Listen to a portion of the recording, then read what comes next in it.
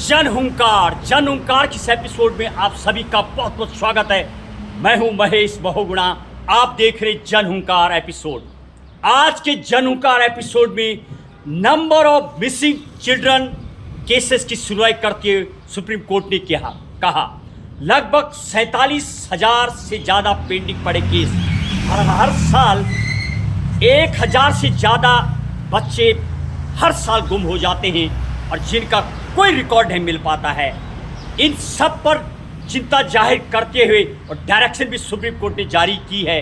और क्या कहा सुप्रीम कोर्ट ने, तमाम एजेंसियां जो इसमें ट्रेस आउट में लगी होती हैं और साथ ही साथ डायरेक्शन के अलावा तमाम डाटा पेश किया सुप्रीम कोर्ट ने। एक केस की सुनवाई करते हुए सुप्रीम कोर्ट ने चिंता जाहिर की है और साथ ही साथ पूरा जो डाटा खंगाला है तमाम स्टेट से और एजेंसियां जो missing of the children, kidnap of the kids, जो बच्चे गुम हो जाते हैं और उन तमाम का डाटा इकट्ठा करने को कहा है। ऑलरेडी लगभग 47,000 ऐसा केसेस अभी जो पेंडिंग पड़े हुए जिन बच्चों का कोई पता नहीं है और हजारों, लगभग 1,000-1,200 पर साल ऐसी रिपोर्टें दर्ज हो जाती हैं।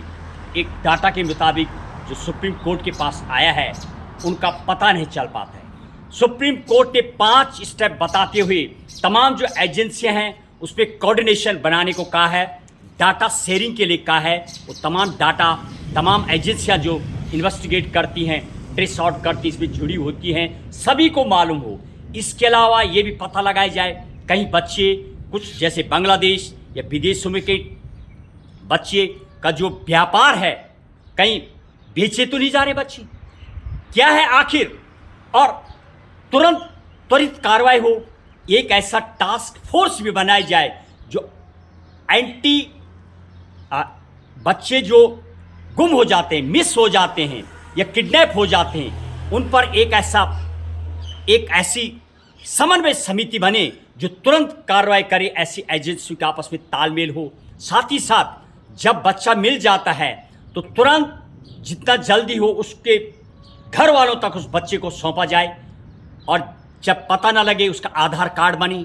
तमाम चीज़ें सुनियोजित रूप से पता लगाया जाए।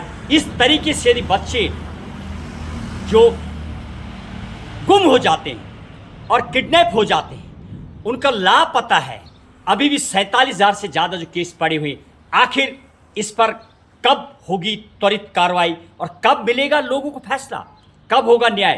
अंदाज़ा लगाइए। मानो सुप्रीम कोर्ट जिसे कि संविधान में पूरी एक शक्ति भी नहीं मिली हुई, न्याय की शक्ति, उसके मद्देनज़र रखते हुए और कस्टोडियन कहा जाता है यानी गार्जियन के रूप में जो सुप्रीम कोर्ट देखता है और कई बार सो मोटो के रूप में सुप्रीम कोर्ट कई बार केसों को लेता है। सो मोटो कॉग्निजेंस का मतलब जब बिना केस डले हुए कभी कभी संज्ञान लेता है।